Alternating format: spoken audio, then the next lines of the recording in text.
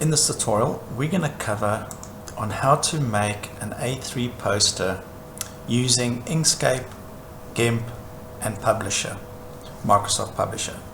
So I'm just going to go to a folder. I'm going to show you some of the examples of the sheets that we're expecting to see. I will replicate one of these sheets, but in essence, if we have a look, this is the kind of document that you'll need to produce and then pin up during the exam. So there's two parts to this. The one part is 3 portrait A3s. So the first one is the cleaned up sketches of your dance analysis. Then it's the light study that you've used your maquette and created a light study of, and this is the one that I'm going to replicate in this tutorial because I think it's the most complicated. And then the last one will be the QR code link to the video that you're currently making, and then just one of the final dances that you've selected that you want to showcase. Okay, right, so that's the first part to it. The second part will be creating, this is more for construction, so it's a materials investigation. So this is an A3 landscape where you've gone and investigated materials, you've done a series of sketches. So please clean up these sketches, and you would have had to use a reference project. So please go put all that information in this part of the sheet. Structure the sheet like this. It's very important that you do so. Okay, so this is pretty straightforward. So we're going to use Inkscape and GIMP to clean up the images. I'll open up GIMP shortly.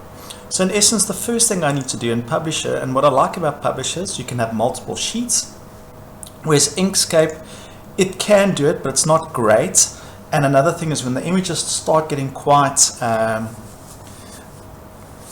dense and quite have a high resolution, Inkscape does battle a bit. So that's why we're going to use Publisher to do the final sheets, but we're going to do a lot of the work in Inkscape and a lot of the work in GIMP as well. Okay, so in Publisher, we're going to pick an A3 portrait sheet. Okay, start the project. And what I like about Publisher is that you can quickly go and set up the page settings. So if you go to page design and you go to guides and you go to guides and baseline guides. So what we're going to first do is we're going to fix the margins, and those are simply going to be 0,5. Just remember, Microsoft products don't like a point. 0,5. It's just something to get used to. There is a way to fix it, but it's not in the lab machines. It's pointless, so you might as well just learn. So now you can see I've got a 0.5 margin. So just remember centimeters. You just got to keep adding. Now we need to structure this document. So if you look at my example, so you can see there's a clear structure through the document, and I would prefer that you keep the structure. So basically all that we're going to do is we're going to divide this into 3, and we're going to divide this into 3, and just remember no spacing between. You can introduce a spacing, but in this instance we're not going to do that at all. Okay, great. So you'll see now that I've structured my document very quickly. So that's pretty straightforward. So we're going to do the same in Inkscape. This is just so that we can measure information, pull information back and forth, because some information I'm going to do in this document, but the final product I will do in Publisher. This is just to help me measure, set up the correct sheet. So again, I'm going to go to page setup. Just remember, sometimes it's here at the bottom, so you might have to click page setup over here. Make sure that you select an A4. Okay, so A3, my apologies, and it's a portrait. Fantastic. We're going to set up a quick grid, new, and we're going to copy exactly what we've done here. This is slightly different, so we're going to give it an offset of 5 just so we can introduce those margins. Now, because this is an A, and change the units to millimeters or centimeters, so that must be 5 millimeters, 5 millimeters. Now this is, we're going to do a bit of math, so it's going to be 297 minus by 10, because the 5 margin gives you that, and that we're going to say divided by 3. So you'll see it will divide the page into 3. Likewise with this one, 420 minus 10, and then you're going to divide that by 3 as well, divided by 3. Good. Now you'll see that it set up the grids exactly as per the Publisher document. Okay, the next thing that we need to do, we'll need to start working out how wide this needs to be. So I'm going to switch on my snap settings and make sure that it snaps to grid, and I'm going to use my ruler very quickly. Remember, you can do this using a calculator as well, so if you want to do the math, that's fine. So basically it's 287 across, and I want to maintain, so because the margin's 5 mil, I want to maintain that 5 mil gap in the middle. So basically what we're going to do is we're going to say take this distance and we're going to minus 10 mil. So let's just use our calculator, and we'll get the images to the right size, so when we pull them in we don't have to do a lot of additional work. Okay, so there's a very neat trick to do this. So it's going to be 287, these two 5 mil gaps minus by 10 equals to divided by 3. So this 92.33 is going to be the exact size of the image, and that's in millimeters. Okay, so what we need to do then is open up GIMP.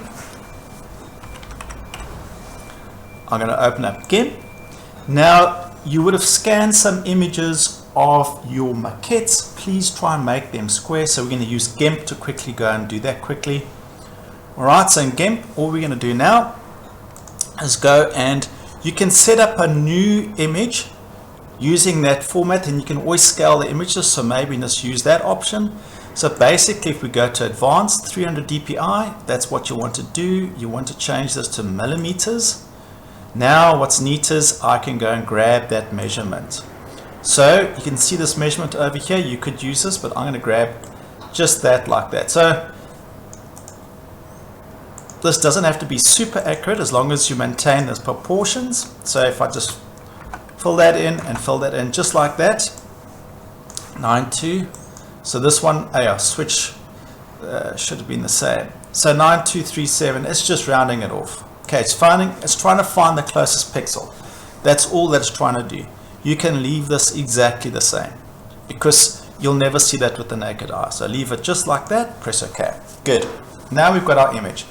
What we're going to start doing now is pulling in our light images that we've taken so we can square them off. If I drop this in the view, you'll notice this is this is way larger. But all that we do now is, remember, we can use the scale tool. And now we can simply change this to that exact. If I paste this in, you would notice it's going to scale it up.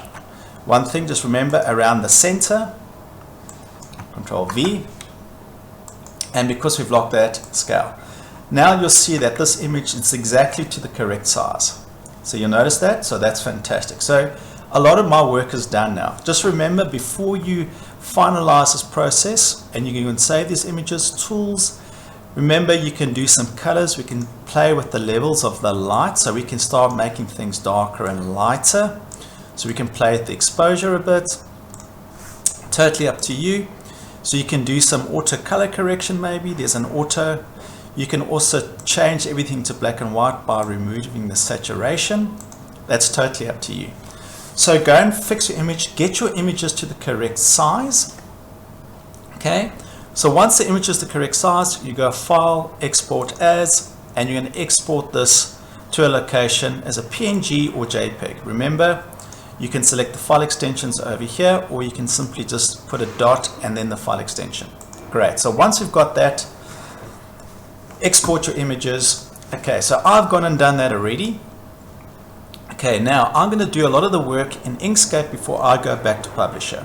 So I'm going to pull in this image, and I'm always going to embed these images. Now, because the image is not strictly the correct size, remember, you're going to lock this and you're just going to simply add this value and it will automatically fix it. Now that a lot of the work has been done, you can see I can snap this. Because I've got my snaps on, I can snap it to the grid. So I'm basically quickly setting up the structure and the formatting of my document. I'm going to quickly go and open those other images. I'm going to drag this in, press OK. These are quite large, so that's fine. We'll go and fix them now, and I'll show you very quickly how to fix all of these images. So I'm just dumping these in very quickly, press OK. So this is where Inkscape will battle sometimes with a lot of images, but it will still work fine. It's just got to do with the rendering engine. Because it's an open source software, they don't use rendering engines like NVIDIA and that type of. But anyway, now if you see on the side here, you can select any image at any point, any image that you can filter through. Remember, in layers and objects, if it's not visible, you can go to layers and you can switch it on here.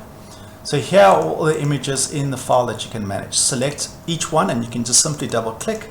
And you can see that that's locked, and you can Control V. Oh, I've broken that, so just remember, Control C, and I can just start pasting that value here, Control V. Good, and they'll all start changing. Good. Grab the next one. But if you'd done this correctly in GIMP in the first hand, you wouldn't have to do this. They'll come in at the correct size. Okay, so just do that. But this is a good way to make sure that they are the correct size. Okay. And remember, use GIMP to get the images to the correct size. You can take images directly from GIMP to Publisher. Okay. One last one. Good. Now I'm just going to make sure that that one's also the same size. Good. Good. Very easy now. So the sequence in which I've dropped these in, I'm just going to simply start dragging these, and you can see whatever layer you select here will be the active one. So I'm going to put that down here. Here I'm just doing this very quickly, but you'll see how quick this is to do this correctly. And don't leave this for the night before the exam. Please try and do this at least a couple of days before, so you've got time to go and edit the way these things look. Okay.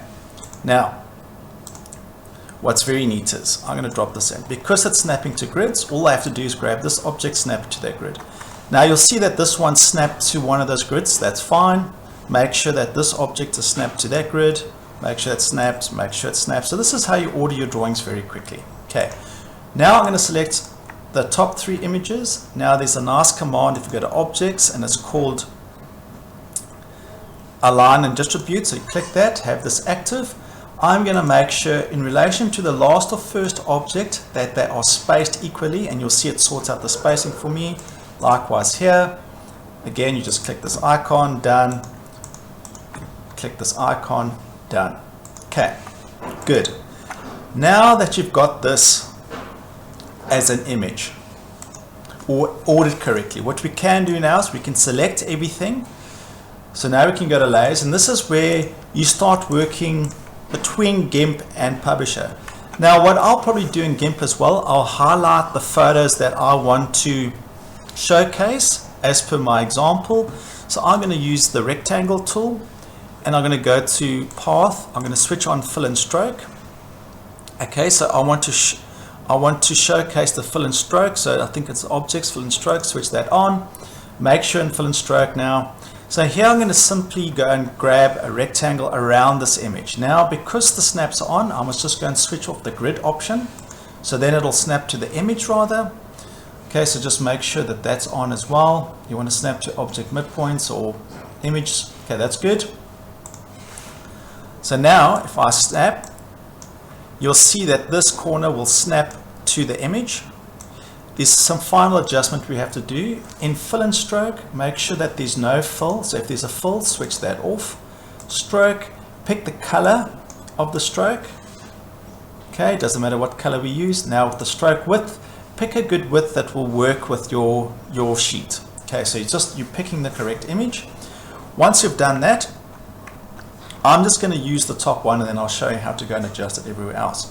Great, so I'm happy with this result. All I have to do now is use this. So once you create the stroke, you're going to change it from A. So it's this edit nodes, which is N. I'm going to say S for selecting objects. Now I'm going to quickly adjust this to fit with my image. You've got to do this once. You could also add in the values over here. Just remember you can do that as well. Great. Now that I've done that, I'm going to go back to my layers, and I can just simply keep duplicating this. So Control D, or you can right click and you can duplicate objects. Now that I've duplicated it, I'm going to grab this one. I'm going to move it down to here. I'll go and snap it in the right place again. I'm just going to select this object again, Control D, and I'm going to move this down. I'll maybe select this one for this example. Now just make sure that they are snapped to the right location. and you can see it's done a really good job. Good. Now, once you've completed this step, all that you simply do now is when you go to File, you're going to go to Export. Now, that opens up an Export tab, and here we just want to say Custom. Basically, we want to select in the document, you just want to select everything that's selected. So you can say Selection maybe. So if I select everything now, and I go to Selection, which is the right way to do it, and you want to make this a PNG, so make sure it's a PNG. And I'm going to export this to my desktop for the time being, because I'm going to kill this once this goes into Publisher. I don't need to do anything anymore. Okay, so replace, I'm replacing the file that was there originally. Now all of that I need to do now is I can use my measuring tool the whole time to measure information and translate that back into Publisher. And you can see I can change the units at any time to centimeters, so then I can see what I need to do in Publisher to fix it. So it's 28.6 wide, this image. In total, just make sure that it's snapped correctly. And you can see it hasn't quite snapped correctly, so just be careful with that. So I'm going to go to that corner, grab that, I'm going to go, so just be careful. Whatever corner you select, it will then drag that corner, so just remember while you're measuring. Here you can see it's 28.7, correct. Now in Publisher, all I need to do now is go and drag that image in. So go to your desktop, you can drag this image into the document. Just remember, you can also go to Insert, and you can say Insert Picture, but please watch that video that was provided. Okay, once the image is in, you can double click on the image, and you can see that it's got an actual size here. You can use this button here to go and get more information, but typically what I've noticed is that never comes in at 100%. As soon as you fix that, you should see that this will start should be correct. So that you just need to double check from Inkscape. So at that dimension, it's 28.7, so we can get rid of that 3. But remember, this is working with pixels, so that's why. Okay. Now you can simply move this to the bottom of the document, and you'll notice that this will snap into place. So just zoom to the bottom. You'll see that this will snap into place. There we go. Perfect. Now this document is the perfect size based on what we've measured in this drawing. So basically half your presentation is done. Now we're just going to use, very straightforward and easy, we're going to use some text blocks at the top here. So you can use these tools now, but if you watch the tutorial, you can get all these different types of effects, play the size of the font. Okay, make sure that the text is all centered, for example. And you can keep sizing this up. Get your font hierarchies correct. Okay, so now you can start changing these text blocks to the right size.